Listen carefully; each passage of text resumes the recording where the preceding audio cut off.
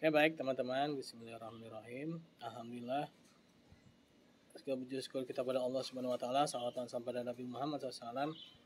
Ya, baiklah, kita lanjutkan ya. Jadi kita ini ada 6 kali pertemuan minimal teman-teman ya. Nah, yang 2 kalinya ini bisa digabungkan dengan yang berjalan atau mungkin nanti modelnya kayak bikin kayak kemarin aja ya, di videokan gitu ya. Tadi materi udah saya share ya teman-teman. Nah, pada kali ini saya ingin bahas mengenai kebahagiaan dalam Islam ya. Mungkin langsung aja untuk menghemat waktu ya.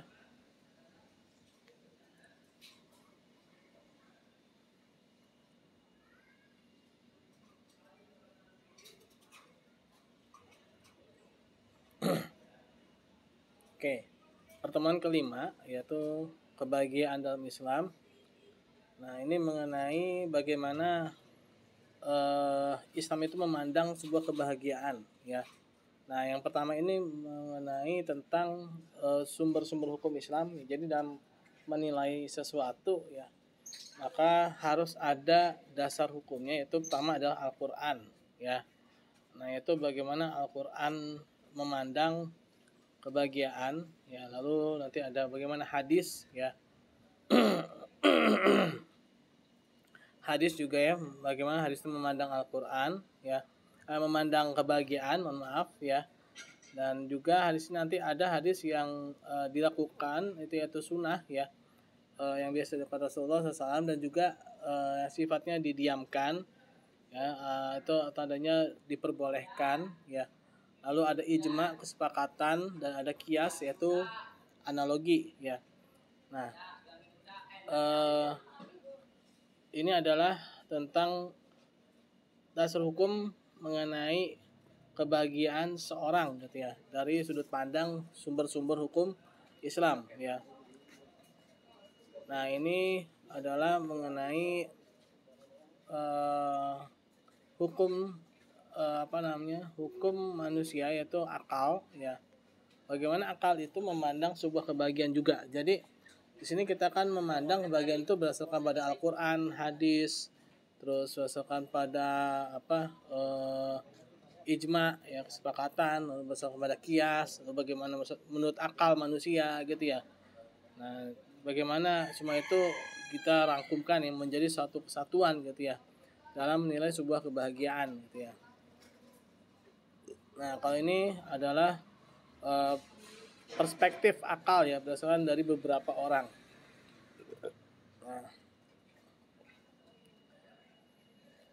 Nah, ini mengenai penegasan diperbolehkannya menggunakan akal ya, yaitu diperbolehkan mencari ilmu. Nah, pertama mengenai kebahagiaan. Bahagia itu kalau dalam Islam itu pertama adalah kebahagiaan dalam hal spiritual, yaitu kebahagiaan dalam hal beribadah pada Allah Subhanahu wa taala. Jadi manusia itu akan bahagia ketika dia itu bebas, merdeka dalam dia sholat ya, ketika dia bisa berzikir ya, ketika dia itu bisa membaca Al-Qur'an ya dengan bebas gitu ya. Nah, itu adalah salah satu kebahagiaan tersendiri ya, yang dimiliki oleh seseorang gitu ya, yaitu ketika dia itu beribadah pada Allah Subhanahu wa taala tanpa ada yang mengganggu ya. Ketika dia itu beribadah pada Allah Subhanahu wa taala tanpa ada yang mengintervensi ya. Nah, itu kebahagiaan secara spiritual. Jadi manusia itu dia bahagia ketika dia bisa dengan bebas bisa sholat tepat waktu gitu ya. Dia bisa membaca Al-Qur'an sehari mungkin minimal 1 juz gitu kan. Dan dia bisa membantu orang lain gitu ya. Dia bisa menjadi bagian dari masyarakat. Itu adalah satu kebahagiaan tersendiri gitu ya. Dibandingkan dia mungkin dia hanya menyendiri gitu ya, seorang diri sebatang kara. Itu kan suatu hal yang menurut saya itu suatu hal yang menyedihkan lah ya, ketika seorang itu tidak dapat bergaul gitu ya dengan masyarakat sekitar gitu kan. Nah, itu merupakan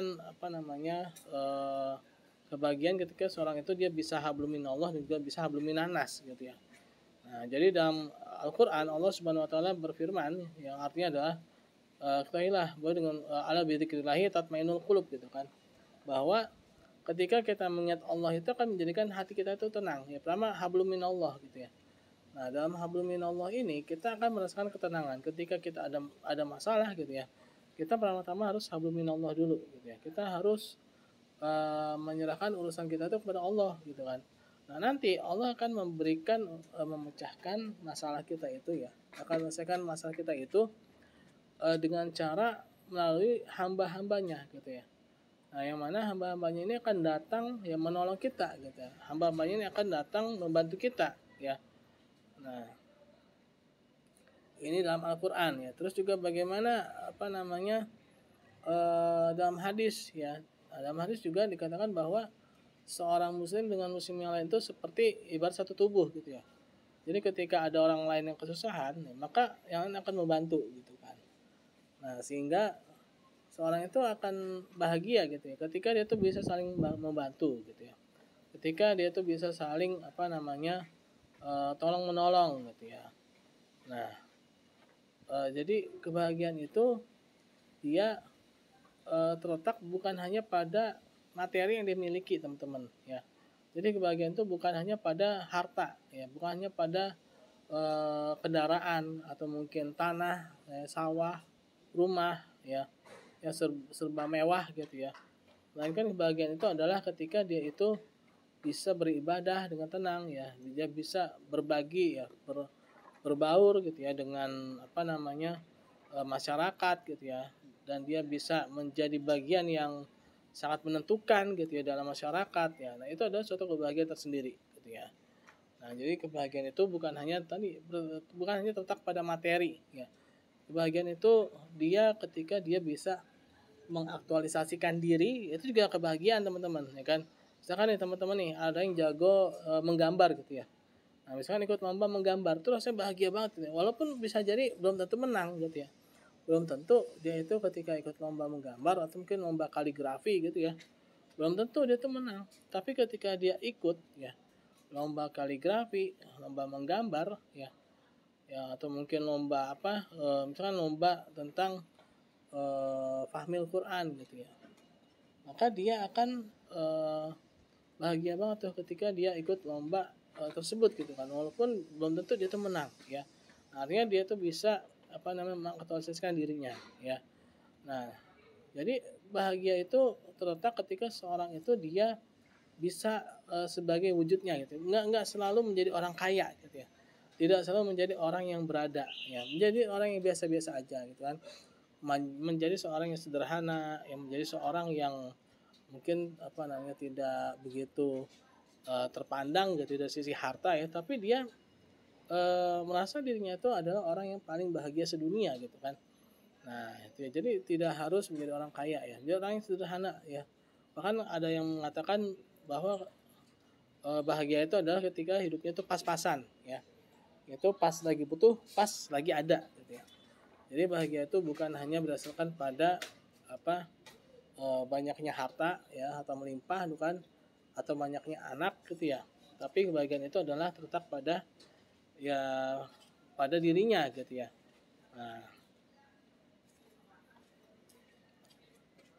Nah, di sini ada hadis ya, tidaklah seorang itu diberikan karunia yang lebih baik dan lebih luas daripada kesabaran. Ya, jadi kesabaran juga merupakan suatu kunci kebahagiaan. Ya. Seorang itu dia akan bahagia ketika dia tuh bisa bersabar ya. Ketika dia tuh bisa merasakan kenikmatan gitu ya, yang mana mungkin tidak dimiliki oleh orang lain ya.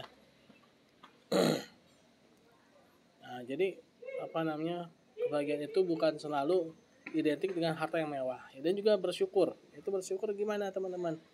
Bersyukur itu adalah kita mengarahkan semua apa yang diberikan oleh Allah Subhanahu wa taala itu untuk apa yang Allah Subhanahu wa taala perintahkan atau syariatkan ya. Nah, di sini dikatakan dalam Quran surat Ibrahim ayat 7, "Wa in syakartum lazidannakum wa in kafartum in adzabi lasyadid." Ya. Nah, ingatlah ketika bersyukur ya, apabila seorang hamba itu bersyukur atas nikmat yang diberikan, maka Allah akan menambah. Ya, tapi kalau dia kufur ya, maka Allah akan memberikan azab yang pedih ya kan. Nah, ketika seorang hamba itu diberikan kenikmatan tapi dia tuh kufur, misalkan buat maksiat ya, buat apa namanya, hal-hal yang dilarang oleh Allah Subhanahu wa taala, maka Allah akan cabut ya kan. Allah akan cabut kenikmatan tersebut ya, dan bahkan bisa jadi Allah akan ganti dengan yang buruk. Nah, sebaliknya ketika seorang hamba itu diberikan kenikmatan lalu dia bersyukur, mengarahkan apa pemberian Allah Subhanahu wa taala itu sesuai dengan apa yang syariatnya Allah, maka Allah akan tambah lagi, tambah lagi, tambah lagi gitu ya. Nah, jadi seperti itu ya. Nah, terus bagaimana kebahagiaan sosial? Nah, bagaimana kita ini sebagai seorang makhluk sosial ya, kita berinteraksi secara sosial ya dengan masyarakat sekitar ya, dengan masyarakat ya, kita dapat menjadi bagian dari masyarakat, kita dapat membantu berkontribusi, itu merupakan suatu kebahagiaan ya.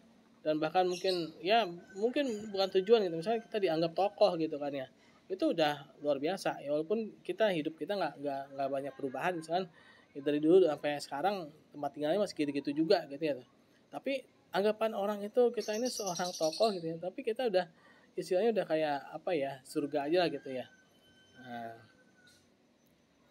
Nah, ya jadi apa namanya, kebahagiaan sosial ya itu menjadi suatu kelebihan tersendiri ketika kita itu bisa apa ya, bisa menjadi bagian dari masyarakat dan kita bisa memberikan kontribusi untuk masyarakat gitu ya.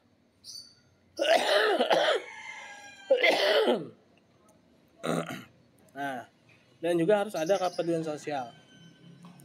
Nah, ini ada hadisnya. Barang siapa yang tidak peduli terhadap urusan kaum muslimin, maka dia bukanlah bagian dari mereka, bukanlah bagian dari kaum muslimin. Jadi artinya ketika kita ini sebagai umat Nabi Muhammad SAW, kita harus saling peduli dengan sama kita ya. Nah, jadi kepedulian kita nih, empati kita ya, menjadi aspek penting kebahagiaan menurut ajaran Islam ya. Nah, bagian material dan praktis. Nah, ini memang bersifat bendawi atau materialis ya, kebendaan ya. Memang sekarang ini kebanyakan orang itu menilai kebahagiaan itu berdasarkan pada benda ya. Dari rumah yang mewah ya, mepet sawah ya, dari mobil yang mewah juga ya, dan itu menjadi suatu tolak ukur zaman sekarang ya. Nah, padahal ini adalah bukan semata-mata tolak ukur kebahagiaan ya. Tapi ini hanya sebagai pemanis aja ya, ini sebagai pemantik aja ya. Nah, ini dalam Al-Quran ya. Nah, itu juga berkah ya dalam rezeki ya, yaitu dalam hadis juga dikatakan bahwa berkah itu ada pada hal yang sederhana dan adab dalam sesuatu yang sedikit ya. Justru berkah itu apa? Ketika banyaknya menjadi abadi, sedikitnya dia mencukupi ya. Nah, jadi bagaimana sih hakikat hidup di dunia ya tentang kebahagiaan ini? Pertama, di dunia ini adalah sebagai tempat ujian harta dan juga ujian kemiskinan ya. Nah, jadi ketika kita banyak harta, bukan berarti kita ini bahagia ya. Banyak yang punya hartanya banyak ya, tapi apa, dia hidupnya menderita teman-teman ya. Dia rumahnya mewah tapi apa, mepet sawah. Tapi dia bolak-balik tapi dia bolak-balik masuk rumah sakit gitu ya, sehingga dia tidak bisa merasakan kemewahan hidupnya ya. Dia mobilnya banyak ya, tapi apa yang dipakai ternyata cuma satu, apa tuh, ambulan. Nah, kan bahaya ya kan. Nah, artinya ya, seorang itu kebahagiaan itu nggak harus selalu pada benda yang dimiliki ya. Ada orang yang nggak punya apa-apa tapi apa, dia bisa menikmati segalanya ya. Nah, dia bisa menikmati segalanya. Contoh misalkan ya, walaupun mungkin kita nggak ada yang mau ya jadi pembantu ya kan, jadi pembantu rumah tangga di orang kaya gitu ya. Orang kayanya jarang pulang nih ya, dia jadi pembantu di rumah itu ya kan, tapi dia udah kayak punya rumah ya. Dia kadang-kadang berenang ya, kadang-kadang dia makan di di meja makan majikannya ya kan. Kadang-kadang bahkan kalau dia tahu jadwal kapan majikannya pulang, dia akhirnya apa, dia tidur di kamar majikannya gitu kan, padahal itu bukan punya dia ya kan. Nah, itu eh, walaupun dia bukan siapa-siapa tapi dia bisa menikmati segalanya ya. Nah, itulah ya. Jadi yang namanya kebahagiaan itu bukan harus selalu memiliki ya. Bisa jadi yang bukan dimiliki tapi kita bisa menikmati ya. Nah, Nah, ini ada istilah dunia sebagai penjara bagi kaum muslimin dan surga bagi orang kafir. Nah, ini maksudnya adalah dunia ini diberikan syariat ya. Syariat itu apa? Syariat itu adalah tata cara ya, aturan ya. Jadi seperti orang di penjara kan dia dikasih tata cara kan, aturan kan.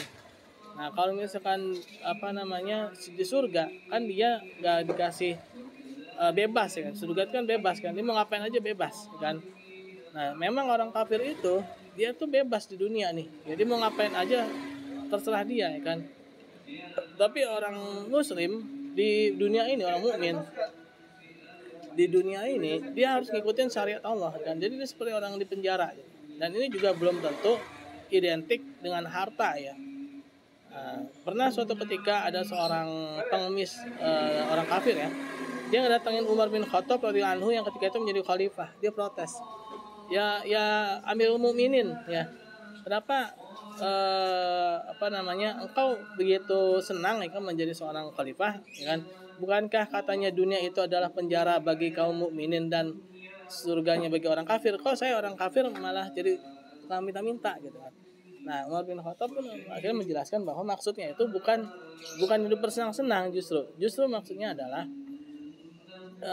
ketika di dunia orang mukmin itu dia hidupnya diatur gitu ya, diatur sedemikian rupa dan apa namanya dikasih syariat gitu kan. Sedangkan orang-orang kafir itu nggak menjalankan syariat. Nah, jadi maksudnya di situ bukan jadi orang kaya lalu jadi orang miskin, bukan seperti itu ya. Nah, dunia juga sebagai tempat beribadah dan beramal ya. Ini juga. Jadi dunia itu tempat ujian, tempat kita beribadah, tempat kita menanam amal ya. Nah, dunia juga sebagai tempat berusaha dan menjaga keseimbangan ya. Jadi kita selain mencari materi juga mencari spiritual ya. Nah, harus tawazun dalam hidup di dunia ini ya. Satu sisi kita memang butuh harta ya, tapi kita juga harus ingat Allah juga ya. Dalam mencari harta juga harus ingat Allah ya kan. Harus ingat syariat Allah Subhanahu wa taala ya.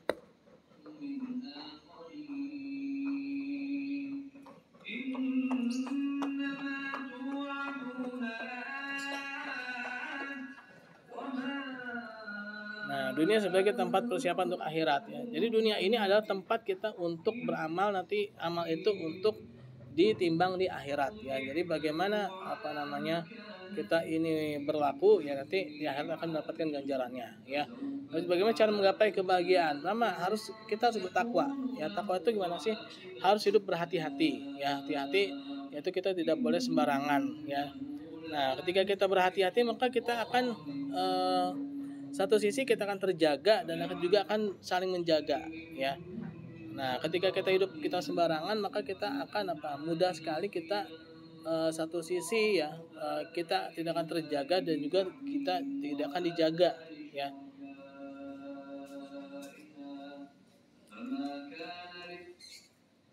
Nah, lalu ibadah yang khusyuk ya, yang ibadah yang terus menerus ya. Ini juga merupakan salah satu cara mendapatkan kebahagiaan ya. Jadi kita ini bahagia ketika kita ini terus ya beribadah kepada Allah Subhanahu wa taala, menjalankan amal soleh ya.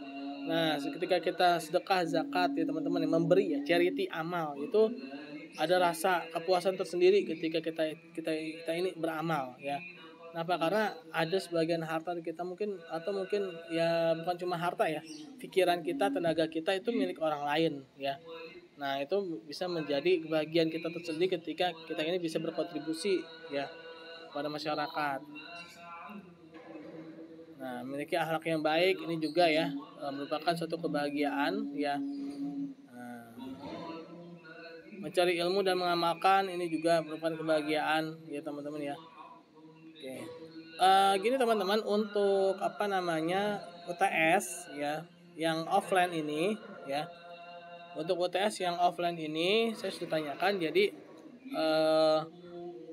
untuk pengawas saya ya itu bisa mengawasi secara online, tapi mahasiswanya bisa datang ke tempat ujian ya, dan pengerjaannya bisa langsung di laptop ya. Jadi teman-teman nanti bisa bawa laptop aja ke kelas ya, dan pengerjaannya nanti bisa di kelas ya, nanti bisa saya awasi secara online ya. dan apa namanya soal juga akan saya share secara online ya, bisa lewat via grup ya. Nah itu apa namanya untuk UTS-nya ya, kenapa? Karena UTS ini juga masih bebas, dalam artian bebasnya gini ya, bukan berarti bebas nggak ikut, bukan ya, tapi maksud bebas di sini adalah masih tergantung pada dosen pengampu ya. Nah kalau UAS nanti baru ya, itu akan ada koordinasi ya semua dosen-dosen ya. Nah, jadi untuk UTS ini memang lebih fleksibel teman-teman ya. Yang penting nanti ketika apa namanya Zoom UTS-nya ya teman-teman datang ya apa masuk ya. Jangan sampai tidak masuk ya karena itu merupakan salah satu apa namanya absensi UTS-nya ya. Dan untuk absen sudah saya apa namanya input ya sampai hari Kamis yang lalu ya. Kamis ini belum karena kan kita baru ya kan. Kita baru apa namanya baru aja Zoom kan. Nah, biasanya saya nanti Kamis sore ya, sore ini akan saya input ya. Insya Allah nanti yang 75% jadi 100% ya. Ya mungkin itu. Ada yang mau ditanyakan kah teman-teman? Aman Pak. Aman ya. Insya Allah nanti saya. Cintanya Pak. Ya. Kalau misalkan pakai HP aja boleh nggak? Oh iya boleh, nggak apa-apa. Tapi kan nanti ngejawabnya gimana? Di foto.